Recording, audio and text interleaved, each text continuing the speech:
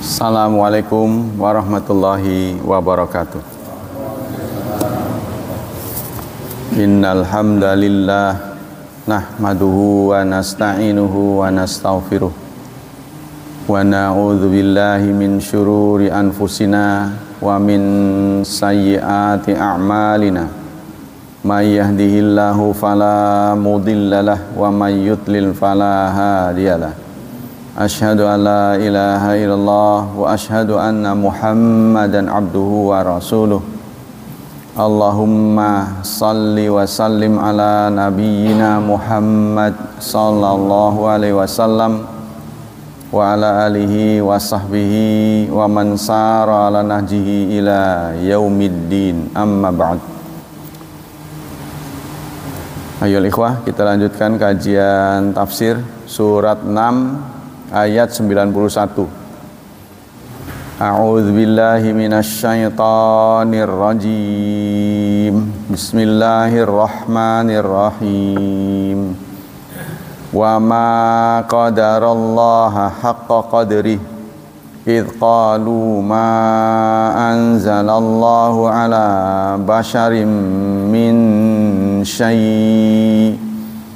Qul man anzalal kitabal ladzi jaa'a bihi Musa nuran wa hudan linnas taj'alunahu qaratisa tubdunaha wa tukhfuna katsira wa 'ullimtum ma lam ta'lamu antum wala aba'ukum qulillah thumma dharhum fi khawdihim yal'abun. Wa ma qadarallah, dan mereka tidak menghormati Allah haqqa qadri, dengan penghormatan yang semestinya. Idz qalu, ketika mereka berkata, ma anzalallahu ala bashar min syai', atau bisa diartikan karena mereka mengucapkan tidaklah Allah menurunkan kepada manusia sedikit pun. Jadi Allah tidak menurunkan apa-apa pada manusia. Qul, katakan, man anzal kitab, siapa yang telah menurunkan kitab, alladzi jaa'a bihi Musa, yang didatangkan oleh Musa, nuran sebagai cahaya, wahudan dan petunjuk, linnasi bagi manusia, taj'alunahu qaratis, kamu menjadikannya kertas-kertas, catatan-catatan, tubdunaha, yang kalian perlihatkan, wa tukhfuna, dan kalian sembunyikan, katsiran, banyak, wa 'ullimtum, dan kalian diajarkan, ma lam ta'lamu, apa-apa yang kalian tidak ketahui, antum kalian, wala aba'ukum, dan tidak pula bapak-bapak kalian.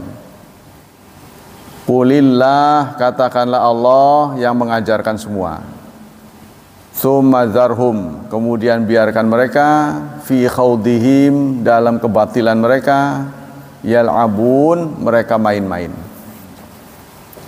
Apa maksud dari ayat 91 ini?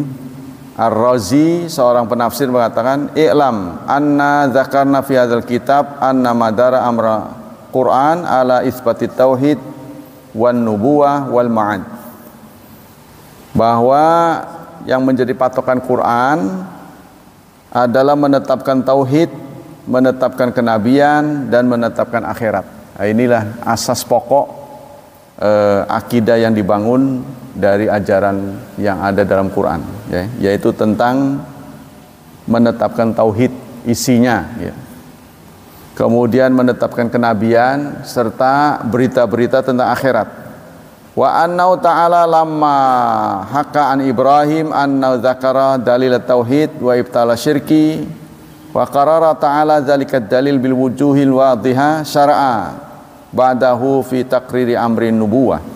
setelah Allah menyampaikan dalil ya tentang tauhid, kemudian membatalkan syirik, maka pada ayat ini Allah ingin menyampaikan tentang kenabian. Wa ma qadarallah haqqa qadri, mereka belum menghormati Allah dengan hormat yang semestinya. Artinya mereka belum mentakdirkan Allah. Takdir itu menempatkan ya.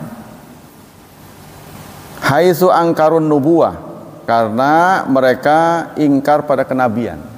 Jadi meskipun mereka percaya bahwa Allah itu Maha Esa, Allah menciptakan segala, tapi mereka ingkar kepada kenabian Nabi Muhammad. Fahadza bayan wajhi nazwi hal ayat wa anna fi ghayatil hasan wa alam anna kullaman ankara nubuwah wa risalah fa huwa fil haqiqati ma'arafa Allah haqqa ma'rifati. Ketahuilah, orang yang mengingkari kenabian Rasulullah dan kerasulannya Rasulullah, maka hakikatnya mereka belum betul-betul makrifat dengan sebenar-benarnya. Jadi masih dipengaruhi oleh kesukuan. Jadi prinsipnya mereka nggak terima kenapa kebenaran ini diterima oleh kelas yang di bawah mereka. Ya, orang Arab ini kan hidupnya tersisihkan dulu itu. Dan orang Yahudi itu sudah membangun kesan bahwa mereka lah orang yang mulia, suku Arya. Ya, jadi mereka yang bagus-bagus buat mereka gitu. Ya, mereka mendudukan sebagai bangsawan, orang terpandang. Nah, ketika wahyu itu turun kepada katakanlah orang Arab, mereka sinis jadinya. Maka segala upaya ya dilakukan untuk menjatuhkan Rasulullah SAW. Jadi ketika orang mentakdirkan dari kelas bawah ini bisa maju, yang atas nggak terima. Kan itu juga terjadi pada kita kan? Kita juga begitu. Wa taqriruhu min wujuhin. Maka pernyataan Allah Subhanahu wa taala ini ada beberapa hal. Pertama, mungkirul ba'tsa wa risalah imma yaqul, orang yang tidak percaya pada kebangkitan, dia akan mengatakan Allah tidak menurunkan apapun. Itu satu ya. Yang kedua, Allah menurunkan, Allah memberikan beban, taklif namanya. Ya. Li'anna dzalika yaqtadi an ta'abaha lahum jami'al munkarat wal qaba'i. Kalau Allah tidak memberikan nilai apa-apa, baik dan buruk, Allah tidak ikut ya menentukan, maka penemuan baik dan buruk itu berdasarkan pengalaman. Dan tentu manusia akan jauh ya, bisa maju itu jauh sekali, paling tidak mundur. Artinya kemajuan yang dicapai sekarang ini ya berkat adanya wahyu gitu ya. Jadi kalau wahyu tidak turun pada manusia untuk menemukan benar enggak itu, salah atau tidak, itu manusia butuh waktu yang sangat panjang dan belum tentu nyampe, belum tentu tercapai. Wa wasafahu bima la yaliqu bihi, dan pasti ya Allah akan memberikan sifat kepada Allah dengan sifat yang tidak selayaknya. Contohnya kita lihatlah hari ini bangsa-bangsa yang maju. Jepang ya sukses dengan industrinya. Apakah dengan ketidakhadiran Allah, ketidakhadiran Nabi, tidak hadir wahyu, manusia bisa menemukan jalan benar? Apa bisa? Nah inilah, manusia selalu tidak akan mendapatkan posisi yang pas ketika dia menaksir Allah. Wa ma qadarallah haqqa qadri. Maka itulah oleh manhaj salafus salih untuk menafsirkan Allah ini ada 4 kaidah. 4 kaidah itu dikenal dengan 4 tak. Serta tak pertama adamu ta'til, tidak boleh ta'til. Ta'til itu mengosongkan. Kalau dari sananya ada, harus diyakini ada. Apapun tafsiran kita. Kalau dari sana nggak ada, katakan tidak ada. Itu namanya ta'til. Yang kedua itu tahrif. Tidak boleh mengganti. Dan ini masih banyak yang nggak sesuai gitu. Contohnya, innallaha yuhibbul muhsinin. Sesungguhnya Allah suka kepada orang yang muhsin, mencintai orang yang berbuat baik. Tidak ada cinta pada Allah, kata sebagian orang. Cinta itu bagi orang yang punya nafsu. Ada kepentingan sehingga ada cinta. Padahal jelas-jelas Allah menyatakan yuhibbul muhsinin. Maka kata yuhibbu ini diganti dengan memberi pahala. Allah memberi pahala kepada orang yang berbuat baik. Itu sebenarnya takwil. Itu sebenarnya pengalihan makna dari cinta menjadi memberi pahala. Karena Allah tidak punya kepentingan. Kalau kita punya kepentingan, maka kita ada cinta. Kita ada emosi, marah, suka, tidak suka. Ya, seperti Allah maghdub, yaghdab, ghadiballah, Allah memurkainya. Tidak ada murka pada Allah, karena Allah tidak punya kepentingan. Maka murkanya Allah itu menghukum, bukan marah gitu. Tapi bagi ahli itu manhaj salafus salih, tidak boleh tahrif. Jadi kalau Allah menyatakan dirinya murka, ya murka. Nah, bagaimana cara murka Allah, bagaimana cinta Allah, bagaimana kasih sayang Allah, ya tafsirannya harus Allah sendiri. Itu yang disebut tahrif ya. Yang ketiga, tidak boleh tamtsil. Tidak boleh menyerupakan, memisalkan Allah dengan makhluknya. Yadullah fawqa aydihim, tangan Allah di atas tangan mereka. Kita mengerti tangan mah ini tangan. Apa begini tangan Allah? Atau kalau pada binatang, ceker ayam itu 3, kakinya 3. Mana ini? Nah, kita harus kembalikan pada Allah sendiri. Kita tidak boleh memisalkan Allah dengan apa yang dipunyai makhluk. Allah mendengar, kita mendengar. Allah melihat, kita melihat. Tapi penglihatan kita lewat mata, pakai mata. Kalau nggak ada mata nggak bisa ngelihat. Tapi orang yang punya mata belum tentu ngelihat kan? Matanya kadang-kadang masih ada, tapi penglihatannya dicabut oleh Allah. Maka itu yang Allah sebutkan mukjizat saat Nabi di Jabal Nur, beliau mau hijrah, musuh lewat warawiri di depan beliau. Guanya itu nggak tertutup. Jadi kalau ada yang mengatakan beliau bersembunyi, lalu ada sarang laba-laba, sarang merpati, itu dari sisi hadis itu dhaif. Ya, jadi laba-laba membangun sarang sehingga kesannya kalau memang ada orang masuk pasti koyak. Dia melihat kok masih utuh, berarti nggak ada orang. Nah, yang sebenarnya menurut hadis sahih memang nggak ada apa-apa. Karena itu memang Abu Bakar masuk, kemudian nggak lama musuh nyari-nyari di depannya. Yang benar adalah penglihatannya, daya lihatnya ini dicabut oleh Allah, didisfungsikan gitu. Kan bisa saja ya, dengar.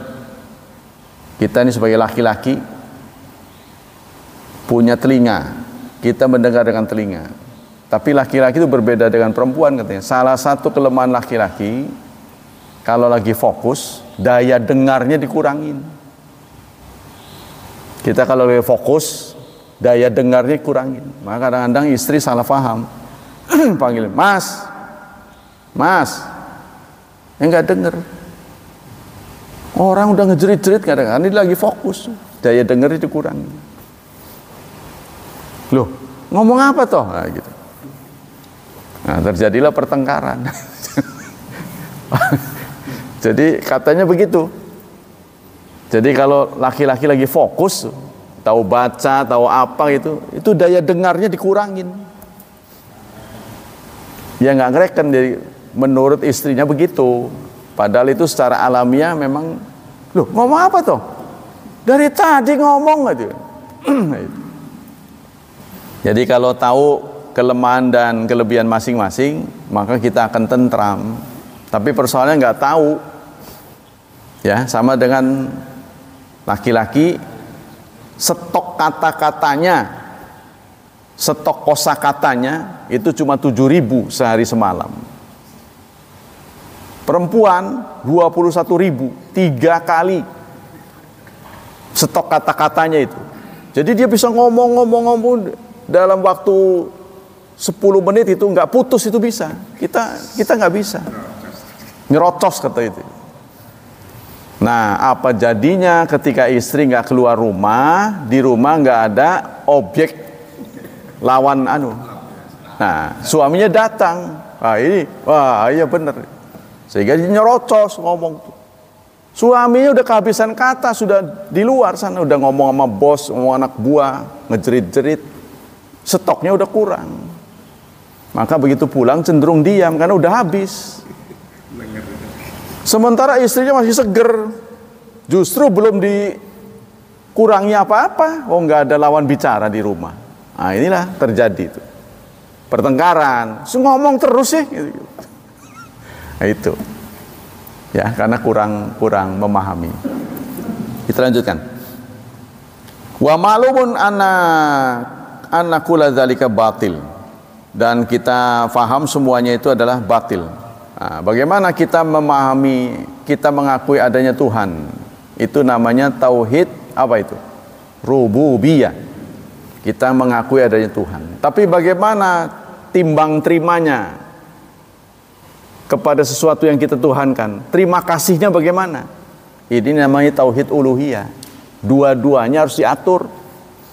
Orang Arab mengakui tauhid rububiyah. Maka dalam Quran sebutkan, wala in sa'altahum, jika engkau tanya pada mereka, man khalaqas samawati wal ard, siapa pencipta langit dan bumi? La yaqulunna Allah, mereka akan jawab Allah. Tapi kemudian Allah bertanya, fa anna tu'fakun, tapi mengapa kok menyimpang kelakuannya? Mengapa mereka menjadikan berhala-berhala kalau mengakui Tuhan? Bukti bahwa mereka mengakui Tuhan, sebelum Nabi Muhammad ada, ayah Nabi namanya Abdullah. Ya, satu dalil yang paling kuat bahwa mereka mengakui Tuhan, mereka menamai ayah Nabi dengan Abdullah, hambanya Allah. Kan benar itu lempeng. Tapi mengapa mereka, nanti ada dalam Quran, wa yattakhiduna inatha, mereka menjadikan Tuhan-Tuhan itu perempuan-perempuan sebagai Tuhan. Sampai sekarang kita masih lihat. Ya, contohnya di Indonesia Nyi Roro Kidul. Kenapa harus perempuan? Tuh.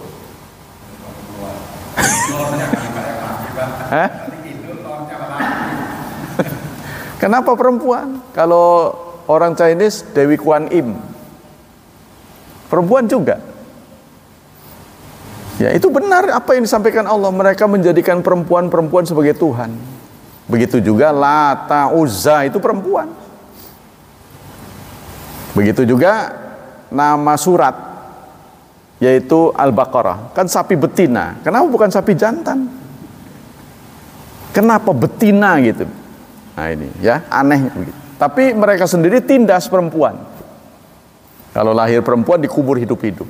Aneh. Tapi ketika benda yang dipilih perempuan. Nah, ini membuktikan tanpa ada wahyu manusia akan tersesat. Karena Allah tahu persis kemampuan logika itu terbatas. Kemampuan akal itu terbatas. Ya, kita lihatlah bangsa-bangsa yang sudah maju. Mereka salah. Ya, termasuk ada olimpiade itu kan sebenarnya menghormati dewa Olympus. Muter-muter. Bagaimana cara menghormati Tuhan? Muter-muter. Kita kan juga sama kan, tawaf kan. Nah, mereka muter-muter, maka itu kita muter-muter dengan apa itu namanya? Olahraga lah, bentuk olahraga. Itu cara menghormati Tuhan. Namanya olimpiade, kemudian diganti dengan olimpiade. Ya. Begitu juga minggu, kata minggu, itu kan matahari. Jadi minggu, Senin, Mon itu bulan. Ya kan? Monday, nah, bulan sebenarnya itu, harinya bulan. Sunday, harinya matahari. Nah, sebenarnya itu semua arahnya ke musyrik. Tapi ya kita nerima begitu saja lah, gimana lagi? Dulu Ahad, sekarang ganti Minggu, gitu kan? Jadi memang banyak sekali kehidupan kita yang mengarahkan supaya nggak benar kita ini. Musyrik. Nah, kita lanjutkan. Qulna hab anal amro kama qultum ila anna yamtani'u ta'kid ta'rif aqli bi ta'rifat al masyru'iyah ala alsinatil anbiya wa rusul. Fa thabata anna kullaman manal bi'sa wa risalah faqad tu'ina fi hikmatillahi ta'ala. Nah, salah satu yang tidak dipercaya oleh manusia adalah adanya kebangkitan. Setelah meninggal ini, setelah mati ada kebangkitan. Ini yang belum bisa diterima. Mayyuhyil idham wa hiya ramim, dalam sebuah ayat, siapa yang bisa menghidupkan tulang belulang yang sudah hancur? Ya, mereka belum kenal daur ulang waktu itu. Sekarang pabrik-pabrik sudah bisa daur ulang. Gitu kan? Daur ulang nanti di dalam ayat, daur ulang itu lebih mudah dari penciptaan pertama. Allah katakan. Nah, termasuk Nabi Ibrahim, orang selevel Nabi Ibrahim pun disebut ragu, mah nggak mau tuh. Robbi arini kaifa tuhyil mauta. Ya Tuhan, perlihatkan bagaimana mekanisme menghidupkan yang mati. Lalu Allah bertanya, afalam tu'min? Kamu nggak percaya? Kalau mau ngomong nggak percaya, gimana ya? Qala bala. Percaya, walakil yatma'inna qalbi, tetapi aku ingin hatiku ini tentram. Jadi yang itu basa-basi sebenarnya. Fakhudh arba'atam minat thair, ambil 4 ekor burung, fasurhunna ilaika, kemudian kamu pisah-pisahin, ya, diacak-acak, dicacat. Summat uhunna, kemudian panggil mereka, ya'ti nakasaya, akan datang dengan segera. Nah, setelah itu untuk Ibrahim, untuk Nabi Ibrahim, dia percaya karena dia sudah melihat, oh begitu. Nah, kan orang-orang lain nggak bisa dipertunjukkan oleh Nabi Ibrahim. Kamu nggak percaya, tak tunjukin, nggak bisa. Itu khusus untuk Nabi Ibrahim. Nah, kita pun begitu sekarang. Kalau kita belajar dengan sungguh-sungguh seperti yang disampaikan oleh Allah dalam surat At-Takatsur, kalla law ta'lamuna ilmal yaqin, kalau mereka betul ilmunya ilmu yakin, la tarawunnal jahim, sekarang pun akan melihat api yang berkobar-kobar yang sudah menghadang mereka. Sebab nanti salah satu bentuk syukur ketika manusia diselamatkan oleh Allah masuk surga, diperlihatkan neraka. Salah satu bentuk syukur manusia nanti yang diselamatkan oleh Allah masuk surga, diperlihatkan neraka. Kalau kamu dahulu tidak taat, tempatmu di situ. Diperlihatkan, waduh alhamdulillah itu. Kalau enggak masih ke situ. Nah itu ya, salah satu bentuknya. Wa ma qadarallahu haqqa qadri, qala Ibnu Katsir berkata, wa ma azzamallahu haqqa ta'zimi, arti qadarallahu haqqa qadri, mereka belum mentakzimkan Allah dengan sebenar-benarnya takzim. Kenapa? Idz kadzdzabu rusulahu ilaihim, karena mereka mendustakan Rasul. Artinya gini, Rasul ini kan pesuruh Allah. Ya. Kalau kita mengirim pesuruh pada seseorang, pesuruh kita dihina, sakit hati nggak kita? Pasti sakit. Kalau kamu menghina dia, sama dengan menghina aku. Qala Ibnu Abbas wa Mujahid wa Abdullah bin Katsir nuzilat fi Quraisy. Ayat ini ditujukan kepada Quraisy. Mereka memuliakan Allah tidak semestinya karena mereka punya penafsiran-penafsiran yang berbeda terhadap Allah, buruk sangka, gitu kan? Kenapa Allah kok menurunkan memberikan wahyu kepada orang yang nggak pas gitu loh, singkat. Menurut mereka seharusnya mereka yang jadi gitu. Kenapa kepada Muhammad ini? Ini apa istilahnya, suku yang tidak terhormat. Artinya kelas-kelas kelas-kelas rendah lah. Tapi Nabi Muhammad memang kelas tinggi ya. Maksudnya kelompoknya itu. Jadi kalau ada, kita memang dulu menjadi guru dari Malaysia, sehingga Anwar Ibrahim yang sekarang jadi Perdana Menteri itu dulu pernah sekolah di Pekalongan. Anwar Ibrahim. Sekarang yang jadi Perdana Menteri Anwar Ibrahim. Maka begitu ada dalam sebuah majelis, bagaimana nih solusi kita orang Indonesia kalau menghadapi pidana di sana, ada nggak pembelaan? Kan biasanya diambil paspornya, dia bingung mau pulang kan? Itu kan, bagaimana? Itu dijawab dengan baik. Ya, memang seharusnya begitu. Kita kan bangsa serumpun gitu. Buat apa harus bersengketa gitu? Serumpun kita kan. Kalau bisa mata uangnya jadikan satu. Apa gitu tuh, sama dengan euro di sana. Nah, euro ini kan sebenarnya diam-diam itu mengadopsi sistem khalifah. Kalau khalifah ini berdiri, saudara, sebenarnya nyaman. Jadi tidak ada lagi pengakuan-pengakuan, semuanya sama. Jadi ketika standar menjadi ustadz begini, sama mau di Turki, ya, mau di Malaysia sama nantinya. Cuma kita kan begitu menginjak Turki harus ganti mata uangnya. Guru yang di sini tamat segini, di sana nggak diakui. Nah, ini sudah dibentuk di negara-negara Eropa. Uni Eropa sudah membentuk sama. Sekolah di sana SD, ganti negara sama SD. Nah, kita lagi prihatin ya, karena Turki lagi kena gempa sekian skala Richter, dekat 8 ya. Katanya korbannya sudah mencapai 4.000. Sudah mencapai 4.000. Kenapa gempanya bisa menelan korban banyak? Karena di darat, bukan di laut. Kan biasanya kita di laut nih. Tsunami kemarin di laut. Yang di Aceh tuh di laut. Ini mah di darat. Ya, sama dengan Cianjur atau Jogja. Jogja itu di darat juga. Tektoniknya. Nah, ini banyak orang mengatakan gempa sana, gempa sini, yang dibesarkan di sana. Padahal di gadang-gadang ini sudah Selat Sunda ini yang menakutkan. Oleh klimatologi dan geofisika ini. Wah, kan ada warning kemarin besar-besaran. Ya, Allah punya takdir lah. Mudah-mudahan karena Allah menyayangi kita. Ya, mudah-mudahan ya. Nah, itulah ayat ini. Kita bagi dua dengan sunnah. Karena ini hari Sabtu. Jadi kalau kebanyakan nanti yang datang hari Sabtu, tamu-tamu kita ini lompatnya terlalu jauh. Tahu-tahu lompat udah berapa ayat.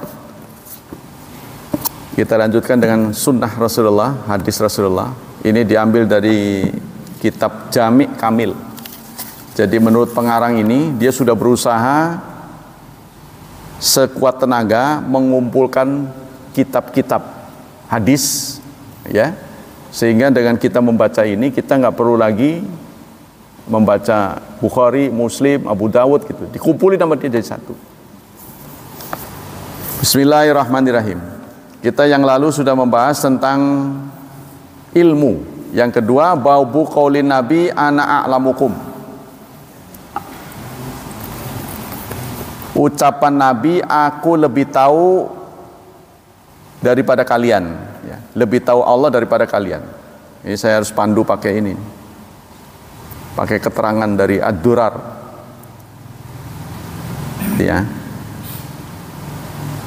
Jadi ada ceritanya panjang soalnya. Di sini singkat-singkat hadisnya doang ini. Jadi kurang pas. Kurang keterangan maksudnya. Idza amarahum.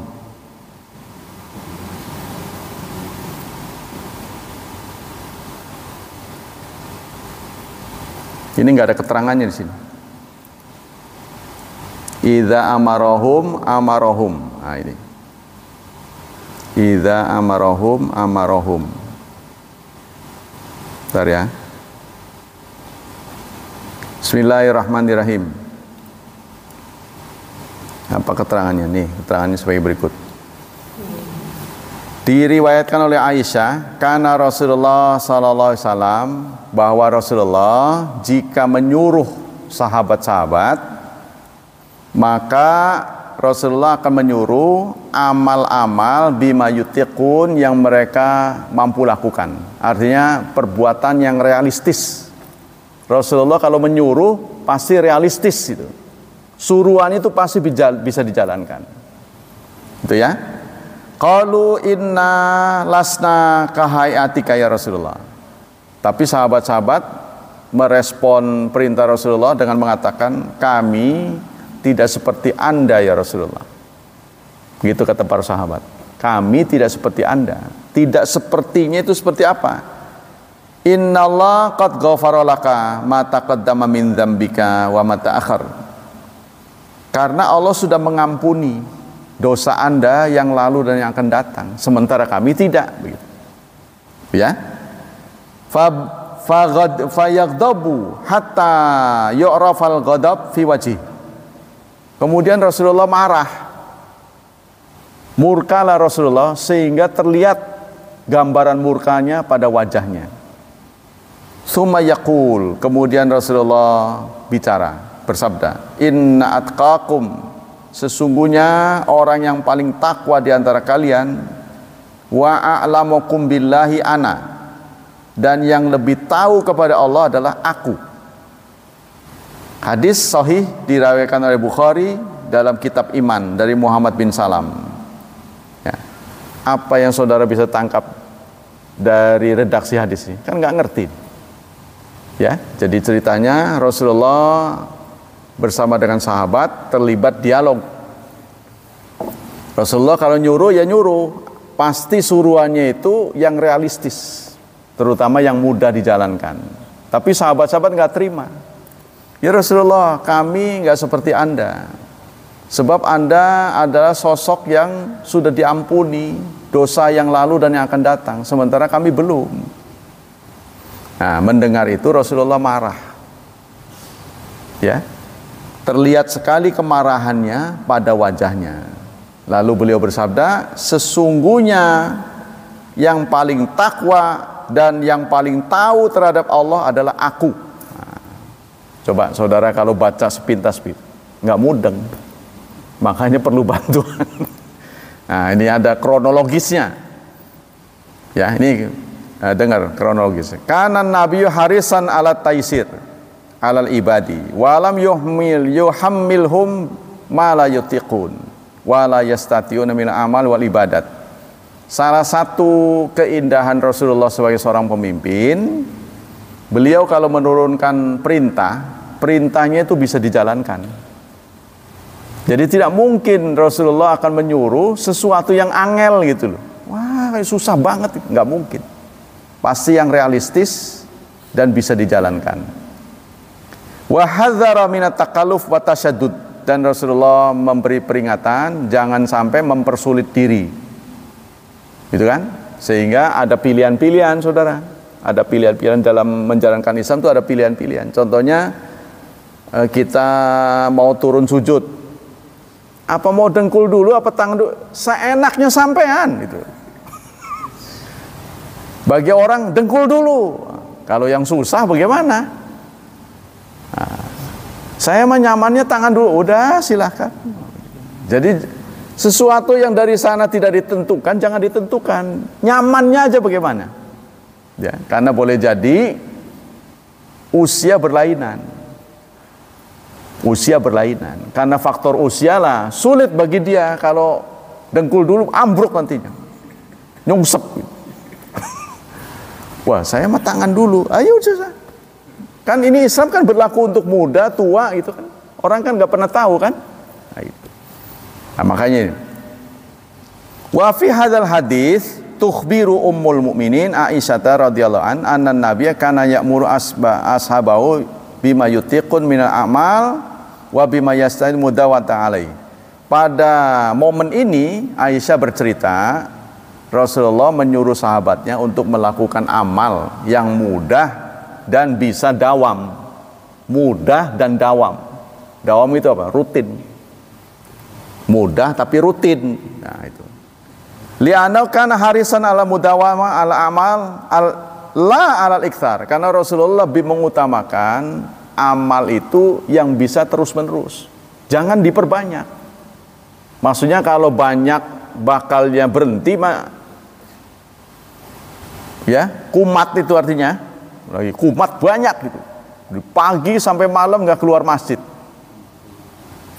Seminggu doang itu mah. Minggu kedua minggu nggak ada di masjid. Jangan begitu. Nah, ya Rasulullah cenderung memberikan tugas itu yang dawam. Ya, yuridul ijtihada fil amal, la ala iktsar. Wa kanu li syiddati hirsim ala taat yuridul ijtihad fil amal. Tapi beda sahabat, beda dengan sahabat. Begitu itu kan Rasul, yaitu Rasulullah, karena Rasulullah dosanya sudah diampuni. Tuh, nggak usah banyak, nggak apa-apa gitu. Itu singkatnya. Nah, kita ini kan dosanya ancur-ancuran lah pokoknya. Maka nilai baiknya harus banyak. Itu menurut pemikiran mereka. Ya, sehingga dikisahkan 3 orang punya keinginan yang berbeda-beda. Yang pertama ingin malamnya nggak tidur, mau dipakai sholat terus. Pokoknya kegiatan-kegiatan amal soleh, baca Quran dan sebagainya. Malam nggak tidur. Ada yang satu lagi, siangnya selalu puasa, pengen puasa saben hari. Tuh. Yang satu lagi tidak mau nikah, sebab nikah akan membagi pikiran, tidak fokus. Itu yang membuat para pendeta tidak mau nikah. Ya kan? Kalau nikah itu banyak maunya. Makanya orang ada ceritanya pemimpin pesantren dengan pengasuhnya, ada guru-guru. Guru-guru ini kok susah bener sih sholat tepat waktu katanya. Nah, yang ngatur ini pimpinan gurunya punya istri doang, nggak punya anak. Dia sudah beristri tapi nggak punya anak. Dia kalau sholat tepat waktu, pagi tepat waktu. Dia marah-marah karena teman-temannya ini yang lebih muda punya keluarga, mereka punya anak. Lelet gitu singkatnya. Udah kemana gitu, sudah azan sudah selesai, mau qomat baru datang. Kesel dia. Nah, maka dia mengira orang lain seperti dia. Ya seperti kita lah hari ini, kok bisa tampil, jangan-jangan karena pensiun. Oh, kita ngelihat orang yang kerja kok, kamu dapat duit kok, ini sholatnya telat mulu, suka nggak kelihatan. Padahal mereka punya kesibukan. Maka artinya kita seharusnya tidak boleh mencela, asal dia uzurnya bisa diterima oleh Allah. Kan kita nggak tahu dari mana aja nggak suka ke masjid. Nah itu kan, jadi orang takut nanti ke masjid. Wah itu, ya, nah, nggak boleh begitu. Maka mereka pun mengatakan, ya Rasulullah, engkau adalah orang yang sudah diampuni dosanya. Pantaslah kalau yang Anda pilih itu yang dawam, bukan yang banyak. Kalau kami harus banyak, itu kan? Hadza anta muwadzibun al amal. Engkau lebih cenderung memilih yang bisa dawam. Fa kaifa bina wa dzunubul katsiran. Tapi kalau itu untuk kami nggak cocok karena dosa kami banyak. Begitu kata sahabat. Sebenarnya sih alasan mereka bisa diterima secara akal ya. Secara akal. Tapi apa yang terjadi? Rasulullah tidak mengapresiasi. Wah, bagus itu. Mungkin kalau kita pemimpinnya, bagus kalau begitu. Tapi ternyata Rasulullah merespon dengan marah. Faghadiba Rasulullah min dzalika. Rasulullah marah. Wa akhbarahum annahu atqahum. Dan Rasulullah memberitahu, saya ini orang yang paling takwa. Saya ini level tertinggi dibandingkan umat Islam pada saat itu dengan sahabatnya. Wa a'lamuhum billah, dan aku lebih tahu Allah daripada kalian. Ailaisal amru kama tadhunnun, artinya masalah ini tidak seperti prasangka yang kalian punyai. Kamu kira dengan banyak ya itu akan mendapat pahala. Kan Allah juga menyampaikan tuh dalam surat tadi yang dibaca. Ya. Al-Mulk. Alladzi khalaqal mauta wal hayat, dialah yang telah menciptakan kematian dan kehidupan. Untuk apa? Liyabluwakum, untuk mengujimu. Ayyukum, siapa di antara kalian ahsanu amala, amal yang terbaik, bukan yang terbanyak. Terbanyak tapi ngawur, ya, kumat-kumatan. Nah, itu lebih baik yang sedikit tapi rutin. Ya, kita diminta begitu. Nanti kalau kita udah kuat, nambah lagi, itu silahkan. Tapi kalau kumat jangan. Ya, sekalinya kumat, sholat malam contohnya 11. Tapi itu hanya berjalan 3 hari, setelah itu kosong. Nah, itu tidak bagus. Lebih baik ya sebisanya 3 rakaat. Udah kuat. Malah kalau nggak kuat 3, cukup 1 rakaat. Kita belum rela tidurnya diganggu. Ya, malam kan suka ke WC, ke toilet. Ya sudah, habis itu wudu, sholat 1 rakaat, tidur lagi. Kalau itu bisa rutin, terus rutin tambahin 3. Rutin tambahin 5. Rutin tambahin 7. Begitu terus. Tapi nggak boleh terus-terusan ngitung begitu. Kalau udah 7, 9. Udah 9, 11. Sudah 11, 13. Sudah 13, 5. Jangan begitu. Dipatok 11 saja. Itu tuh. Jadi Islam ini mematok. Nggak boleh terus pakai pikiran gitu. Gimana kalau 1000 rakaat? Hah? Ya, nanti terfikir sama dia 1000. Nah, saya dosanya banyak. Nggak boleh, dibatasin. Ya, jangan melakukan apa yang kita tidak mampu. Lebih baik yang rutin. Nah, gini. Maka Rasulullah wa fi hadza dilalatun. Hadis ini merupakan petunjuk anna minas sunnah, salah satu sunnah adalah iqtisad fil nawafil, sederhana, yang sedang-sedang saja menjadi hamba Allah. Jangan keterlaluan, ya, jangan keterlaluan. Ada orang yang masih muda itu, tahu-tahu jidatnya udah hitam. Saya nggak percaya dia ibadah. Saya nggak percaya. Wong dulunya kelibis, masih SMP. Udah hitam bener, nggak taunya itu dia tak tuk begitu terus, ini ditekan-tekan terus itu, menghitamkan diri gitu. Ini kan harusnya asli, lama-lama juga hitam sendiri, itu kan.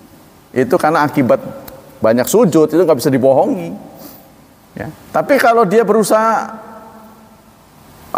menekan-nekan itu sehingga kapalan gitu, itu ya nggak benar. Nah, kita lanjutkan. Li'anna ihrakan nafsi bil ibadat tu'addi ila kurhiha, karena memaksakan diri untuk ibadat ini akan membuat bosan. Tuh, ada orang yang untuk perempuan pernah berdialog sama saya sarankan pakai jilbab. Suatu saat dia ngomong, "Pak, dia lepas jilbab, berontak dia karena masalah dia dengan suaminya." Satu saat kan dia laporkan suaminya brengsek. Tiap pulang tercium aroma minuman keras. Dan itu tidak berubah-ubah. Ya udah, kamu minta cerai saja. Cerai 1 aja, jangan 3. Saya bilang. Nanti kalau dia berubah, kamu balik lagi. Satu saat ketemu saya, kalau memang Pak semua disarankan begitu, berarti orang jahat nggak punya istri. Loh, kok bisa kesimpulan kamu sendiri yang nanya, kamu yang minta solusi. Nah, itu kayaknya jiwanya itu masih ya goncang gitu. Yang menghadapi orang yang jiwanya goncang ini kita harus hati-hati. Wal ingkitaan wa fil hadis dalilun ala rifkin nabi bi ummati. Hadis ini juga memberi petunjuk Nabi mempunyai sikap sayang pada umatnya. Ini tertanda dalam surat 9 ayat akhir 120 kalau salah. Surah At-Taubah di ayat akhir ada kata-kata begini. Laqad ja'akum rasulun min anfusikum, telah datang rasul dari kalian. Azizun alai ma'anittum, dia akan sedih, dia akan galau kalau kamu mendapat kesusahan. Itu ciri pemimpin teladan. Ya, kalau rakyat lagi susah, kacau pikirannya. Bagaimana membahagiakan rakyatnya? Nah, ini pemimpin yang sayang pada rakyatnya. Ya. Jadi jangan melihat rakyat sebagai musuh. Sampean itu asli apa enggak? Ya udah, ambil aja kertas ini. Kalau nggak percaya mah, apa susahnya sih? Sehingga bikin ribut di mana-mana. Seakan-akan ya kalau memang ada, itu kan sengaja bikin ribut. Tak kerjain. Kok begitu sih? Sampean ragu ya? Saya pernah sekolah ragu ya? Tak, ini contohnya. Dah. Gimana? Cocok? Nah, begitu kan, tersenyum. Sudah selesai. Kenapa harus buat apa itu adegan-adegan yang membuat orang jadi bingung? Begini begitu. Jadi akhirnya masuk penjara. Jangan membuat rakyat itu susah. Saya tahu sebagai pemimpin ada yang suka, ada yang tidak suka. Nih, bagi yang tidak suka pada saya tunjukin. Gitu aja. Nanti satu saat Anda juga menjadi pemimpin, rakyatnya juga ada yang suka, tidak suka. Ya, kita saling menghormatilah. Ada wayahnya saya sekarang jadi, nanti sampean. Jangan lama-lama duduk mah. Duduk lupa berdiri, menambah lagi. Jadi kebiasaan orang Yunani, kalau terkenal dibuang. Jadi orang itu kalau sudah terkenal dibuang, diasingkan. Kenapa? Karena dia akan membuat yang belum terkenal nggak terkenal gitu loh. Jadi harus gantian. Jadi ini supaya orang yang biasanya menjadi populer, maka yang terkenal ini Anda sudah mendapat hak. Ayo pergi kemana? Harus begitu. Kesian yang lain-lain nunggu nih. Kan begitu di militer juga begitu kan? Kalau jabatan yang terlalu lama ini nggak akan naik begini deh. Kan kalau yang atas itu pensiun naik begitu kan? Jabatan nggak lama militer. Berapa tahun jadi panglima, pensiun atau diganti. Itu supaya naik terus. Yang di bawah ini nggak naik. Kalau yang atasnya nggak ini. Kita harus punya kesadaran begitu. Semua orang punya kemampuan untuk memimpin. Jangan mengatakan kita aja. 7 turunan harus saya yang jadi. Jangan begitu. Apalagi sudah ternoda dengan korupsi, sudahlah mundurlah. Berarti nggak bisa. Saya nggak bisa pegang uang. Udah, orang lain aja. Kan begitu. Semestinya begitu. Tapi kita ini karena tamak, harus saya. Nah inilah yang membuat orang jadi susah. Mikirin tingkah laku. Nah demikianlah. Ayyuhal ikhwah, hafizani wa hafizakumullah. Kesimpulan dari hadis ini adalah wa anad-dina yusrun. Tadi itu kesimpulannya, Rasulullah menuntun kita supaya dalam beribadah ini bersikap sedang. Jangan keterlaluan, tuh kan? Jangan membuat kita ini kesannya zuhud. Pakaiannya compang-camping pada bisa beli gitu kan. Jangan begitu. Terus dibuat orang kayaknya susah banget kita itu. Hidup kayak pendeta itu. Jangan. Islam tidak begitu. Islam tidak menyuruh begitu. Biasa saja. Berumah tangga, punya kendaraan, ya hidup pas-pasan lah itu sih. Pas butuh ada gitu kan. Itu sebenarnya pas butuh ada. Buat apa rumah besar-besar tapi gak nyaman? Kan begitu kan? Tapi kalau besar nyaman lebih lagi gitu kan, lebih bagus lagi. Sebab kebahagiaan seorang itu adalah rumahnya nyaman, kendaraannya bagus, istrinya cantik. Itu merupakan kebahagiaan bonus gitu. Ya, tapi kalau kita dihadapkan pada daripada cantik sih cantik tapi akhlaknya tidak baik. Ini kan susah milihnya. Ada yang akhlaknya bagus tapi jelek. Mana kan susah milih nih. Ya sudah dinilai tambahnya aja. Ada rumah gede tapi nggak nyaman, kecil tapi nyaman. Ya sudah yang nyaman saja. Begitu. Tapi kalau boleh milih, ya gede ya nyaman. Ya, kendaraannya yang bagus, yang nggak mogokkan gitu kan. Nah, istrinya kalau bisa yang cantik, yang kaya, yang berakhlak. Tapi sampean sendiri ya jelek.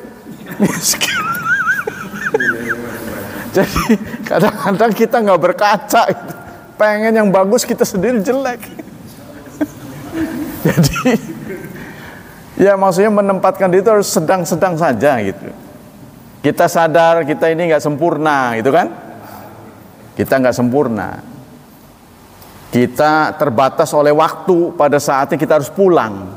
Maka ketika kita pulang, kita harus ghairul maghdub waladdallin, tidak dimurkai oleh Allah. Ketika pulang tidak dimurkai.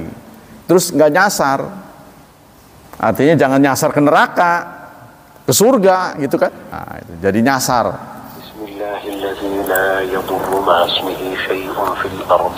Terus karena kita sadar amal kita serba kekurangan, kita butuh backing. Backing itu adalah teman-teman yang kelak menjadi saksi. Benar Pak Mul, dulu si Anu suka ngaji. Oh iya benar Pak. Kan enak begitu tuh. Ya, jadi apa itu? Lempar bolanya enak. Benar, benar. Kita perlu saksi. Yauma idzin tuhadditsu akhbaraha. Pada hari itu bumi akan bercerita. Jadi benda-benda yang kita anggap mati itu bisa dibuat bicara oleh Allah. Biasanya bicara mulut, nanti malah yang biasa bicara ditutup oleh Allah. Kalau kita sakit perut, kenapa meringis-meringis? Perut sakit kan yang jawab mulut. Tapi nanti yang bersangkutan yang jawab. Perutnya yang ngomong, sakit gitu.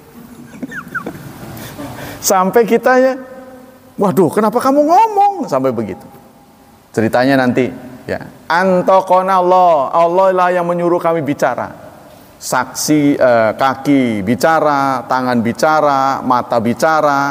Kita nggak bisa lolos. Kenapa kamu ngomong memberatkan kita? Allah yang menyuruh bicara. Nah, mudah-mudahan kita selamat. Demikian kajian pagi ini. Dan pagi ini semoga menginspirasi kita, semoga menambah wawasan kita, dan Allah memberikan pahala yang berlipat ganda untuk kajian kita. Semoga Allah juga melindungi dan menyelamatkan kita dari wabah dan fitnah, dari syubhat dan syahwat, dan semoga Allah memberikan hadiah terbaik kepada anak cucu kita, membimbing mereka menjadi hamba Allah yang saleh dan salihah. Subhanakallah wa bihamdik, asyhadu an la ilaha illa anta, astaghfiruka wa atubu ilaik. Wassalamualaikum warahmatullahi wabarakatuh.